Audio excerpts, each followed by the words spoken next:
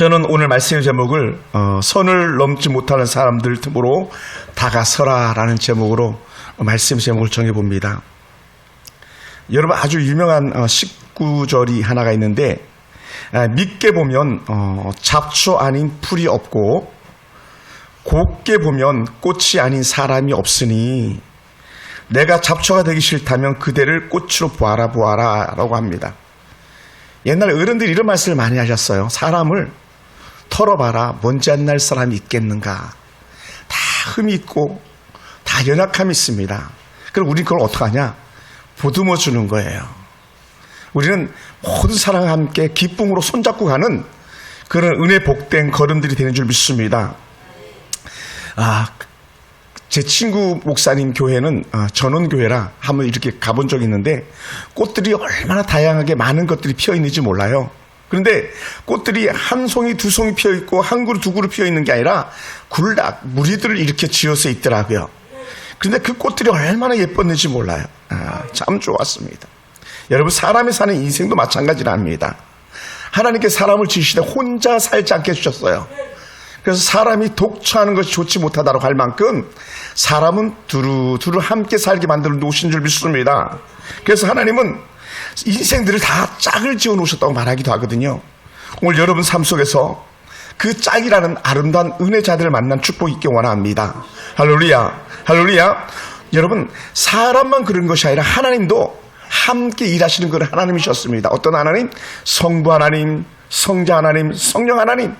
이 세 분이 한 분을 쉬면서 한 가지로 동일하게 일을 하셨는데 어떤 일을 하셨냐? 바로 저와 여러분을 구원하는 일을 하셨다는 거예요. 하나님께서 여러분을 구원하신 줄 믿습니다. 그래서 우리는 성부 하나님, 성령 하나님, 또 성자 예수님의 큰 사랑 안에서 오늘 구원받은 백성으로서 멋진 승리의 삶이 되길 원합니다. 그러다 보니까 우리는요, 어떤 만남들이 이루어지길 원하냐? 좋은 만남들이 이루어지길 원합니다. 할렐루야. 할렐루야. 여러분, 아주 그냥 농담 삼아서 툭툭 던지는 말씀 속에 이런 말이 있어요. 여러분, 세상에서 가장 귀한 금이 뭔지 아십니까? 라고 이렇게 가끔 TV에 나오는 쇼하는 사람들이 얘기할 때가 있어요. 그죠? 세상에 가장 귀한 금이 뭐가 있을까요? 흔히 사람들이 말합니다. 황금도 좋고, 손가락에 낀 반지도 좋겠지만, 우리 어느 집사님 말씀하신 것처럼 지금이라는 거예요, 지금. 지금이 가장 귀한 금이라는 거예요. 그러면 저는 이렇게 또 재해석해 봅니다. 여러분, 세상에 가장 좋은 사람이 누구일까요? 제가 생각할 땐 그런 것 같아요. 저에게 있어서는 그런 것 같습니다. 지금 여러분이에요. 여러분. 지금 여러분 곁에 있는 분이 세상에서 가장 귀한 분인 줄 믿습니다. 옆에 사람 한번 인사할까요? 당신이 계셔서 너무 행복합니다. 아멘. 네네, 너무 행복해요. 우리 양주열 집사님 또 대은이 아버님 계셔서 너무 행복합니다. 우리 집사님들 계셔서 너무 행복합니다. 예수님께서 요단강에서 이렇게 세례를 베푸시는 중이었어요. 그런데 예수님보다 훨씬 더 일찍 요단강에 세례를 베푸는 이가 계셨는데 그분은 바로 세례 요한이었어요. 세례 요한. 세례를 주는 요한과 사도 요한을 구별하기 위해서 굳이 앞에다가 세례 요한이라고 이렇게 붙여놓은 건데, 그때 세례 요한이 세례를 주고 있을 때에 바리새인들이 찾아가가지고 세례 요한에게 말합니다. 요한이요. 우리가 가만히 보니까 세례 받으러 당신에게 나오는 사람들보다 이제 갓 세례 베풀기 시작하는 예수님에게로 가는 사람들이 더 많더이다 막 그러는 거예요. 또 예수님 또 그 얘기를 듣는 거예요. 예수님에게 가서 세례 요한에게 가서 세례 받는 사람보다 당신에게 나오는 사람이 더 많습니다. 이렇게 얘기를 하는 거예요. 누가? 바리새인들이. 사실 바리새인들은요, 예수님의 사역을 발목 잡는 사람들이에요. 여러분, 직장에서도 가끔 여러분 힘들게 하는 사람 있잖아요. 이 바리새인이라는 사람들이 예수님의 사역을 힘들게 만드는, 말 그대로 망치려고 하는 그런 사람이었거든요. 그러니까 예수님께서는 다 아시는 분이잖아요. 여러분, 사람들이 말하면 몇 마디 들어보면 무슨 의도로 얘기하는지 웬만하면 다 알아듣잖아요. 그리고 예수님도 아신 거예요. 바리새인들이 왜 세례 요한과 예수를 비교하면서 그렇게 속되게 말하면 이간질하는 거죠. 예를 생각해 보세요. 세례 요한에게 오는 사람보다 예수에게 오는 사람 훨씬 더 많다 그러면 세례 요한이 얼마나 기분 나쁘겠어요. 세상적으로 보면. 또 예수님도 마찬가지. 그러니까요, 이렇게 이간질하면서 사람의 관계를 갖다 벌려놓은 걸 아시고 예수께서는 세례 주자들을 스톱하시고 길을 떠나기 시작합니다. 그러면서 갈릴리로 올라가도록 그렇게 길을 쳐가셨어요. 근데 이스라엘의 갈릴리라는 지역은요, 요단강에서 이렇게 올라가는데 세 갈래 길이 흔히 있다고 말합니다. 어떤 길이 있느냐?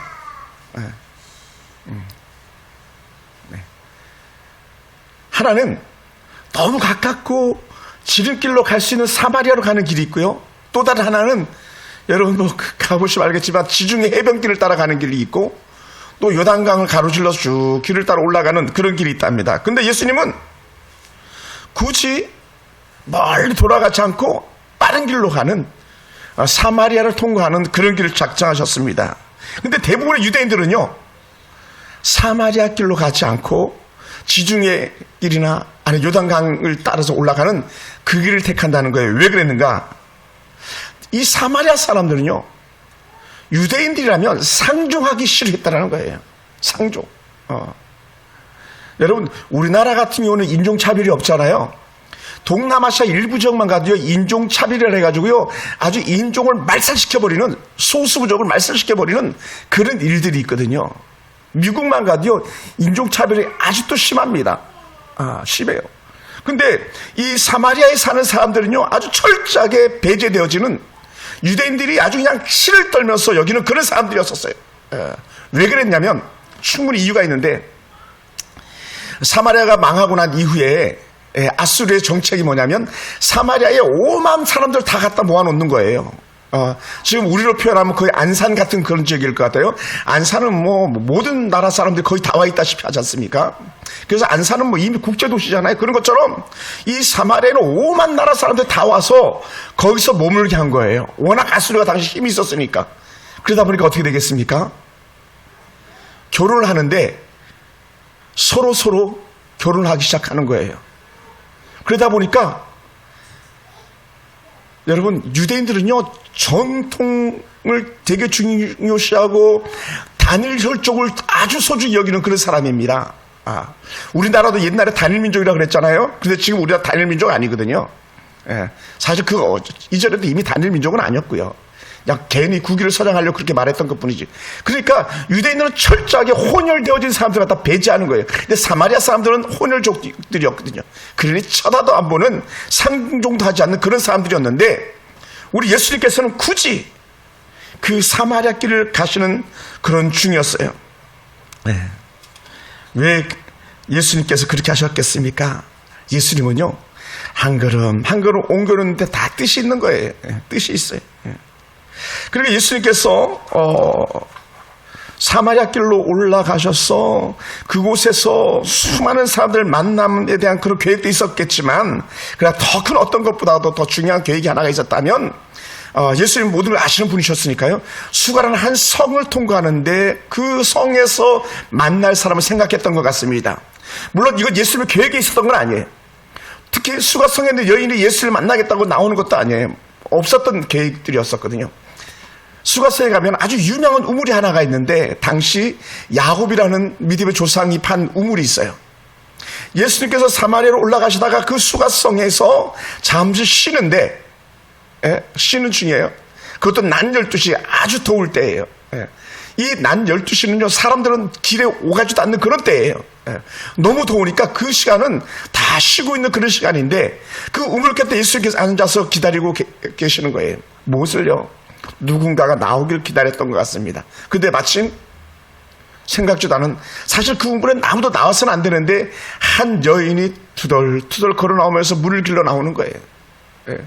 일반 사람들은요, 그 시간에 물을 길러 나오지 않는다니까요. 근데 이 여인은 나왔어요. 왜 그랬는가? 충분한 이유가 있습니다. 예수님은 이 여인을 보자마자 나에게 물을 좀 달라 그러는 거예요. 물을 좀 달라. 물론 예수님은 뭐 물 뜨는 도구가 없잖아요. 그러니까 여인이 물을 달라고 하는 예수님에게 반문하기 시작합니다. 아니, 당신은 유대인인데 왜 사마리아 여자인 나에게 물을 달라고 하느냐고. 말도 안 된다고. 여러분, 우리가 그렇게 말도 안 되는 그 요청을 할 때가 있잖아요. 지금 예수님께서 그런 요청을 했다는 거예요. 더군다나 사마리아인이라면 상종도 하지 않는데 당신은 어찌하여 나에게 말을 섞고 물을 달라고 합니까? 이렇게 말씀을 합니다. 사랑하는 성도 여러분, 예수님이 그 여인에게 물을 좀 달라고 하신 분명한 이유가 있습니다. 예수님이 그 여인에게 물을 달라고 하면 주변에 있는 사람들이나 제자들에게 눈총받는 일이고 핀잔 들을 수 있는 그런 일이었음에도 불구하고요, 물을 달라고 한 분명한 이유가 있습니다. 예수님은요, 목적 없이 말씀하시는 예가 없기 때문에 그렇습니다. 그 이유가 뭐냐? 예수님은요, 이 여인과 말거리를 찾기 시작했던 거예요. 대화의 물꼬를 트고 싶었던 것입니다. 이 여인의 삶을 갖다 예수님께서 되짚고 들어가가지고 그 여인의 인생 문제를 갖다가 해결해 주시기 위해서 물 문제를 가지고 드러내 주셨습니다. 예수님은 이 여인에게 무엇이 필요한지를 아셨던 그런 여인입니다. 그러면 이 여인의 삶이 어땠다고 성경은 계속적으로 말하고 있었냐면요, 우리가 전체를 다 읽지 않았지만 이 여인은 정말 비참한 그 자체예요. 비참함. 왜 비참하냐면요, 여러분 죄송합니다, 이런 표현을 하게 돼서, 여러분 사람이 한 번만 이혼하고 다른 곳을 시집가도 힘했던 거 아닙니까? 그게 얼마나 힘들었겠습니까? 한 번 이혼하고 두 번째 신랑을 찾아가고 또 때로는 신부를 찾아간다는 건 정말 힘든 거예요. 그런데 이 여인은요, 한 번도 아니고 두 번도 아니고 세 번도 아니고 무려 5번이나 남편을 갈아치웠다고 성경 그렇게 말해요. 남편을 갈아치운 거예요. 의도적이든 의도적이지 않든 남편을 5번이나 갈아치웠으니 이 여인의 인생이 얼마나 기구하겠습니까? 근데 예수님은요, 거기다가 그 옛날 우리 할머니 표현을 하면 그래, 복장을 치른다 그러냐고. 이 여인의 속을 갖다 막 긁어내는 것처럼 말해요. 그래서 하시는 말씀이 뭐냐면, 야, 너 가서 남편 좀 데려와. 그랬더니 내가 가서 남편을 데려오는데 그 어떤 남편이라고 말하면, 지금 남편도 진짜 너 남편 아니지, 이렇게 말하는 거예요.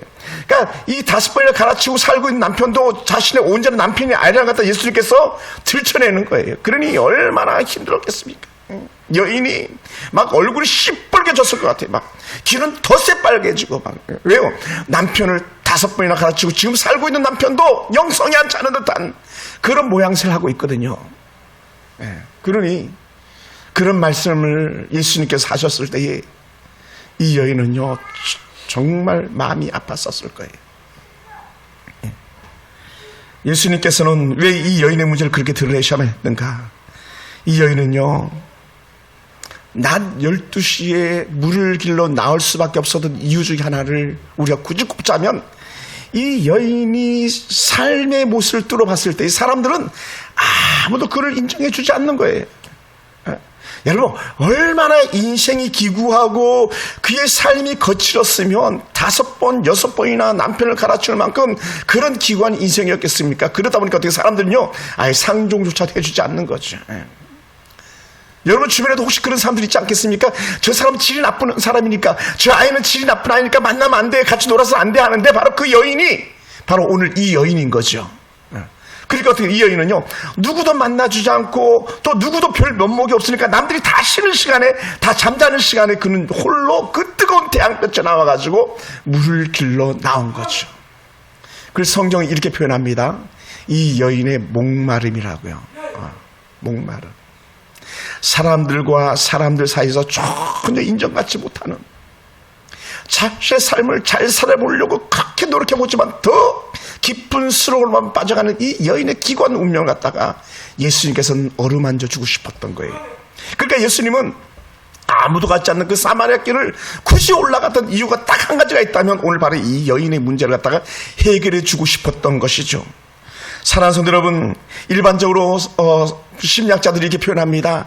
사람들이 그래도 일반적으로 정상적인 생활을 하고 정서적으로 안정을 취하려면요, 나랑 얘기할 수 있는 사람이 있어야 된다는 거예요. 얘기할 수 있는 사람. 여러분 가만히 한번 생각해 보세요. 여러분이 말을 터놓고 얘기할 수 있는 사람이 과연 몇 명이나 됩니까? 심리학자들은요, 최소한 그런 사람이 6명은 돼야 된대요. 교제하고 있는 사람, 마음을 터놓고 얘기할 수 있는 사람, 함께 언제든지 기쁨으로 밥을 먹고 마실 수 있는 그런 사람 6명은 있어야 된다 그랬는데, 이 여인은요, 단 한 명도 없었다는 거예요. 누구도 지금 같이 살고 있는 남편조차도 사실 속에 있는 속내를 갖다가 드러내지 못할 정도로 그렇게 힘에 겨운 삶을 살고 있는 것이죠. 그러니 이런 여인의 모습이 얼마나 비극적이었겠습니까? 그 여인의 삶이 얼마나 불편한 삶이었겠습니까? 그는 얼마나 말을 하고 싶었겠습니까? 그러니 예수님이 말을 걸을 때 여인아 물 좀 달라 그랬을 때 깜짝 놀라는 거예요. 왜냐하면 누구도 자기에게 말을 걸어주지 않았는데, 누구도 자기를 똑바로 바라봐 주지 않았는데, 지금 예수님은 봐주시고요, 예수님은 말을 걸어주시고요, 예수님은 그 여인에게도 한 걸음 한 걸음 더 다가서고 있었기 때문에 여인은요 그 자체가 감동이었던 거죠. 할렐루야, 할렐루야. 놀라운 거예요 사실은. 여러분, 저도 이제 이렇게 가끔 사역하면서 큰 교회 목사님들과 이렇게 같이 식사를 하고 교제를 하잖아요. 그러면요 그 자체가요 때로는요 얼마나 감사하고 고마운지 몰라요. 왜냐하면 그런 사람들을 만나주지 않거든요. 갈 수가 없잖아요. 어떤 목사님들 만나려면 2번, 3번 걸쳐서 만나야 되는데, 행정실 부목사를 만나서 얘기해야 되고, 또 비서실 가서 얘기해야 되고, 그리고 또 그것도 한참을 기다려야 되고 막 이렇게 하는데, 예수님은 하나님이신데도 불구하고 담대하게 그 여인을 만나주시는 그런 예수님이었다는 것이죠. 왜요? 예수님은 이 여인을 불쌍히 여기는 마음을 갖고 있었기 때문에 그렇습니다. 이 여인의 목마름을 해결해 주셔야 되는데, 이 여인의 목마름을 해결해 주시기 위해서 예수님께서 그에게 다가섰던 것이죠. 그러면서 예수님께서 여인에게 말씀합니다. 물 한 잔 달라고 하신 말씀하신 이후에, 얘야, 내가 주는 물을 마시면 영원토록 목마르지 아니할 거야. 너가 주는 물을 먹으면 또 목마르고 또 목마르고 하지만 내가 주는 물을 마시면 너는 영원히 목마르지 아니할 거야. 이렇게 말씀하시는데, 그 예수님께서 주시는 그 물은 다른 것이 아니라 바로 예수 그 자체인 거예요. 다른 말로 하면요, 예수님을 믿으면 인생의 모든 문제마다 그 목마름이 해결된다는 거예요. 그래서 이렇게 표현합니다. 예수를 믿는 순간에 우리가 참된 자유, 참된 기쁨, 참된 즐거움이 넘쳐나는 줄 믿습니다. 그러니까 이 여인이 예수님 만나서 얼굴이 바뀌기 시작하는 거예요. 얼굴이 화색이 돌기 시작하는 거예요. 말문이 막 술술 열리기 시작하는 거예요. 그러면서 더 긴 얘기를 어떻게 하냐면 예배 문제까지도 나서서 말씀하고 있는 거예요. 예배 어떻게 드려야 됩니까? 막 이렇게 썼어요. 예를 들어서, 그리고 예배는 언제 드려야 됩니까? 또 예배는 어디서 드려야 됩니까? 막 예수님에게 막 말문이 터지기 시작하는 거예요. 아마 모르긴 해도 눈물을 터뜨리면서 그렇게 얘기하고 싶었었을 거예요. 근데 예수님께서 한마디를 다 들어주시잖아요. 그리고 이 여인이 하는 말 한마디 한마디를 다 답변해 주셨거든요. 사랑하는 성도 여러분, 이 여인의 목마름의 이정표가 끝이 났습니다. 그 여인이 잃어버렸던 행복이 완전히 새롭게 해결됐는데 바로 예수님을 만나고 난 이후였어요. 그러니까 예수를 만나고 나니까 이 여인이 바뀐 게 뭔 줄 아십니까? 자기가 물길로 왔던 물동이를 버려두고요, 마을로 막 정신없이 뛰어가는 거예요. 정신없이. 왜요?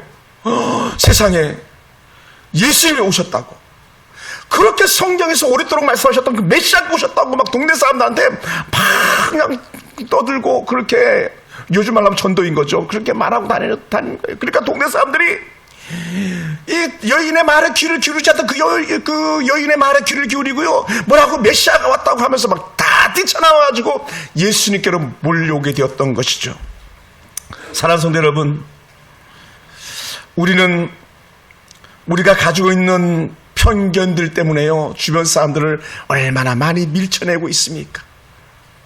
특히 우리 연약한 우리 중국 교포들이요, 이 이방 땅에 사시면서 여러분 얼마나 힘든 세월들을 많이 보냈습니까?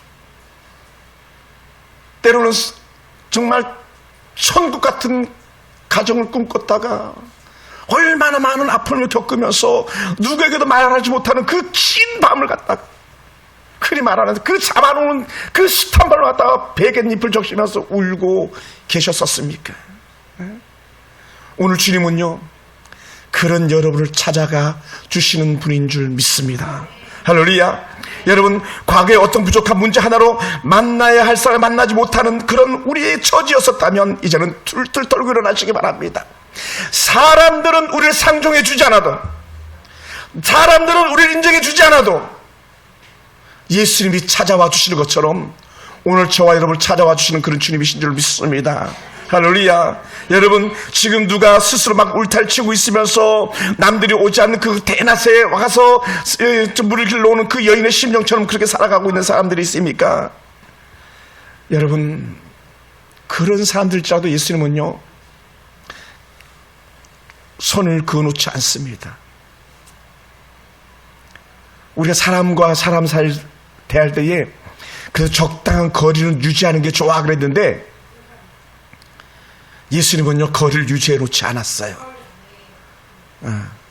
사람들은 이 사람은 괜찮고 저 사람은 괜찮고 이 아이는 괜찮고 저 아이는 아니고 막 이런 식으로 평가할 수 있지만, 예수님이 보시기에는요, 다 똑같이 사랑스러운 자녀인 거예요. 뭐라고요? 꽃을 사랑스러운 눈으로 보면 꽃이고요, 미워하는 눈으로 보면 잡초라 그랬잖아요. 우리 주님은요, 다 꽃으로 보시는 주님인 줄 믿습니다. 할렐루야. 그러니 여러분, 우리는요, 절대로 경계라는 그런 금을 그어놔서는 안 되는 거예요. 악한 공산주의자들이나 되니까 금을 거놓고 휴전선 38세라고 하고 서로 왕래주지도 못하게 만드는 더러움이 있는데, 이건 악한 사단의 계획들인 거죠. 우리는요, 만나지 못할 사람이 없고요, 손잡지 못할 사람이 없어야 되는 줄 믿습니다. 할렐루야. 왜냐하면 그것이 하나님의 사랑이기 때문에 그렇습니다. 그리고 예수님께서는요, 괜찮아, 넘어와. 그렇게 경계를 두지 않고 넘어와. 여러분, 아주 쉬운 예가 있습니다. 예수님께서 말씀을 전하실 때에 아이들이 막 나왔잖아요. 그랬더니 막 사람들이 쫓아냈어요. 아이들이 오지 말라고 막. 그러니까 예수님께서 너무 쉬운 말을 한마디 툭 던지셨어요. 얘야, 천국은 어떤 사람이 가는 데인지 알아? 너희가 아니고 이 어린아이와 같은 자라고 말씀했어요. 이 어린아이와 같은 자들이 천국을 들어간다 말씀했던 것처럼, 오늘 이 여인과 같은 이들이 사실은 천국에 가야 될 사람들이었고, 하나님의 자녀된 영적 신분을 회복해야 될 사람이었다는 거예요. 어떤 사람? 남편으로 5번이나 가르치고 지금 살고 있는 사람도 자기 남편이라고 여기지 않는 이 비극적 여인에게 한 가지가 문제가 있었다면, 그에게는요, 예수님이 없었던 것이죠. 진정한 예배가 없었던 거예요. 그리고 예수님께서 찾아가 주시는 그런 은혜를 베풀어 주신 줄 믿습니다. 저는 오늘 여러분 속에 이러한 은혜가 회복되길 주님으로 축원합니다. 다시 말합니다. 예수님은 이미 금이 거져 있다면 빡빡 지우개로 지우시는 그런 분이십니다. 예수님은 만약 금이 거져 있다면 막 발로 지워버리는 그런 분이십니다. 여러분, 금은요, 이것만 족합니다. 오징어 게임할 때에 그 라인 그어놓고 금 밟으면 아웃되는 거, 그 금만 필요한 거지 우리에게 금이 필요 없어요. 할렐루야. 여러분, 옆에 사람 인사합시다. 당신과 나 사이에는 담이 없습니다. 한 번 더 합시다. 당신과 나 사이에는 금이 없습니다. 아멘. 금이 없어요. 금이 없어요. 우리는요, 다 우리 금이 없는 사람입니다. 천순이 집사님, 우리 거리는 약간 있죠. 금은 없어요. 아멘. 금 없어요. 금 없어요. 할렐루야. 우리 금 없지? 네, 금 없어요. 우리 금 없어요. 예수님은 금을 지워버리시는 분이지, 예수님은 우리의 죄를 갖다 지워버리시는 분이지, 이놈의 죄 크고 저놈의 죄 크고 따지시는 분이 아니에요. 따지지 않아요. 사랑하는 성도 여러분, 하나님의 은혜는요, 선 혹은 금이 없습니다. 하나님이 만난 일에는요, 어떤 장애물도 있을 수 없습니다. 사랑하는 성도 여러분, 오늘 우리 주변에 여전히 인생 목마름과 갈증을 안고 살아가는 사람들이 얼마나 많이 있겠습니까? 우린 그들에게 찾아가야만 합니다. 만약에 여러분 주변에서 어떤 사람이 버럭 화를 잘 내는 사람이 있다면, 혹시 우리를 돌아봐야 돼요. 내가 금을 그어놓지는 않았는가. 특히 이제 부부들 되게 조심해야 되는데, 남편들을 향해서 금을 그어놓지는 않았는가. 막 밀쳐내 인대잖아요. 그러니까 대부분의 남편들이 어디서 자요? 소파에서 잔대잖아요. 중년이 되면 소파에서. 왜 자꾸 밀쳐내니까. 왜 그래? 아주 나쁜, 정말 나쁜 말이 있는데, 가족끼리 왜 그래? 이거 나쁜 표현을 쓰는 거잖아요. 그죠? 아니에요. 우린 누구에게서도 절대로 금을 거놔서는 안 되는 거예요. 우리 그 아버님 형제들은요, 우리 아버님에게 금을 거놨어요. 진섭이는 이렇게 금을 거놨어요. 할아버지 할머니는요, 진섭이는 하면서 제 마음에 금을 거놨어요. 너희 아버지는 안 돼, 너희 아버지는 안 돼 하면서 그렇게 악한 마음을 가지고 금을 거놨었어요. 근데 알고 봤더니 세상에 우리 아버지보다 더 좋은 분이 없는 거예요. 동일합니다. 우리 하나님보다 더 좋은 분은 없는 거예요. 우리가 사람들 사이에서 담을 쌓아놓거나 우리 사람들에서 우리가 오지 못하도록 금을 거어놔서 문제지, 우리 주님께서는요, 아니야, 너만한 사람이 없다, 이렇게 말씀하시는 분인 줄 믿습니다. 할렐루야. 그리고 예수님이 필요한 목마른 자들이 오늘 우리 주변에 얼마나 많이 있겠습니까? 정작 우리가 그들에게 다가서기 위해서 아무런 시도를 하지 않는 것이 문제입니다. 저 사람은 나를 싫어할 거야, 저 사람은 나를 미워할 거야 하고 생각하지, 우리 하나님은 절대로 미워하는 사람이 없습니다. 또 저 역시 마찬가지. 우리 두 딸이 당장 눈앞에 있지만 우리 그 하영이도 그렇고 우리 하은이도 그렇고 내 아내는 다 같은 하은이 하영이라는 거예요. 우리 사랑하는 여러분 부모들 가만히 다시 한번 되새김질해 보시기 바랍니다. 그래, 돌아가신 그 아버지가 누구를 더 사랑했는가? 아니에요. 아버지는요, 어떤 아버지는 다 같은 사랑을 가지고 말했을 거예요. 왜냐하면 아버지를 속에는 하나님의 사랑이 있기 때문에 그렇습니다. 그 일반적 은총, 일반적 은혜, 일반적 모습 속에서는요, 하나님의 성품이 다 잠재되어 있는데, 그래서 사단이 자꾸 난도질해가지고 뺏어가서 그런 것이지, 모든 부모는 동일하게 자녀들을 사랑하는 것처럼 우리 하나님은 그 어떤 성도라도 다 사랑하시는 그런 하나님인 줄로 믿습니다. 할렐루야. 그러니요, 가끔 그런 생각이 듭니다. 저는 형보다는 아마 곱하기 한 10배는 더 아버지에게 매를 맞았던 것 같아요. 물론 형이 장남이어서 그랬는지도 모르겠지만, 근데 돌이켜보면요, 아버지의 매가 없었으면 저는 오늘 여기 없어요. 아버지의 훈계가 없었더라면 저는요, 아주 개망나니가 돼 있었을지도 몰라요. 여러분, 아버지가 저에게 매를 대는 건 금을 거놓는 게 아니라 더 아버지 품수로 파고들게 하는 그 축복의 통로, 사랑의 모습이었던 것 같습니다. 그런 것처럼 사람들은 사마리아 땅이라고 해서 금을 거놨지만 예수님께서 급하게, 그것도 먼 길 올라가는 언덕길이라고 말합니다. 그 먼 언덕길 땀을 뻘뻘 흘리면서 그곳에 갔던 이유는 사마리아 땅만이 아니라 사마리아 성에 있는 사람들에게 금 거는 곳에 갔다가 금을 지워버리시는 하나님 큰 은혜였었음을 믿습니다. 사랑하는 성도 여러분, 오늘 여러분 주변을 다시 한번 보시기 바랍니다. 누가 금을 거놓고 넘어가지 못하는 사람이 있거나 누가 금을 거놓고 넘어오지 못하게 하는 사람들이 있다면 오늘 여러분 모든 걸 다 지워버리시기 바랍니다. 예수님은 지금 우리가 복음을 듣고 모두가 다 문을 열길 원하시는 줄 믿습니다. 예수님에 대한 복음을 가지고 목마른 그들에게 다가서기만 한다면 주님께서는 그래, 내가 물을 줄게 라고 말하는 거예요. 지난주에 말씀하셨던 것처럼 완전 개망나니 중에 망나니 같은 삼손에게도 물 달라니까 물 주셨던 주님이신데 하물며 사랑스러운 여러분에게 물 주시지 않겠냐는 거예요. 하나님께 여러분을 돌보시지 않겠냐는 겁니다. 사랑하는 성도 여러분, 주님은 매 순간순간마다 저와 여러분을 만나주시고 그렇게 이끌어 가신 줄로 믿습니다. 그러면 이제 우리 차례가 되는 거예요. 어떤 차례입니까? 내가 금을 거놓고 막았던 자가 누구인가? 내가 금을 거놓고 건너가지 않았던 곳이 어디인가? 가만히 살펴보시기 바랍니다. 여전히 내가 사랑하며 섬겨야 되는데 섬기지 못하고 살아가지 못했던 사람이 누구인가? 여러분 가만히 한번 또 돌이켜보시기 바랍니다. 수많은 사람들에게 받았던 상처들 때문에 혼자만의 시간을 갖고 있다면 얼마나 아픈 마음이겠습니까? 최근에 한 청년이 살인을 저지르고 여행 캐리어다가 시신을 넣어가지고 유기했던 그 청년이 가지고 있던 가장 큰 문제는 뭡니까? 사람들은요, 그 청년에게 금을 거어놨던 거예요. 제가 보긴 그렇습니다. 할아버지와 손녀딸이 살았으니 얼마나 그 인생이 힘들었겠습니까? 누구도 그에게 손내무예로 주지 않았고 누구도 그의 말에 귀를 기울여주지 않았었을 것입니다. 그러니 골방에 틀어박혀가지고 계속 나쁜 책만 읽었던 것 아니겠습니까? 그 어딜 뒤어져봐도 친구 전화번호 하나 없는 그런 여인이 사회에 우리는 다 손가락질하고 있는 거 아닙니까? 걔가 문제야, 걔가 문제야. 사실 우리가 문제 아니겠습니까? 그 아이가 문제가 아니라 그 아이에게 마음문을 열지 못했던 우리들의 문제, 우리 사회의 문제가 아니었겠습니까? 지금 여러분의 가족들 중에 혹시 마음을 닫고 있어서 다가서지 못한 사람이 누가 있겠습니까? 노크하시기 바랍니다. 여보, 내가 있잖아. 아이야, 엄마가 있잖아. 아빠가 있잖아. 품어줄 수 있는 은혜, 여러분과 회복으로 임하길 주님 축원합니다. 사랑하는 성도 여러분, 여러분의 아주 익숙한 이야기로 아마 들려줄 수도 있을 것입니다. 사람들에게 일반적으로 세 가지 만남이 있다고 말합니다. 첫 번째 만남은요, 생선 같은 만남이라고 말합니다. 만지기만 하면 비린내가 나는 그런 만남도 있다고 얘기를 합니다. 만나기만 하면 서로 으르렁대고 시기하고 싸우고 질투하고 냄새나는 그런 만남이라고 말합니다. 반면에 두 번째는 꽃과 같은 만남도 있는데 꽃의 향기는 잠시 잠깐이라고 말합니다. 잠깐 좋았던 것 같은데 돌이켜보니까 좋은 것이 아무것도 없는 쉬시들은 꽃 꽃과 같은 사람들.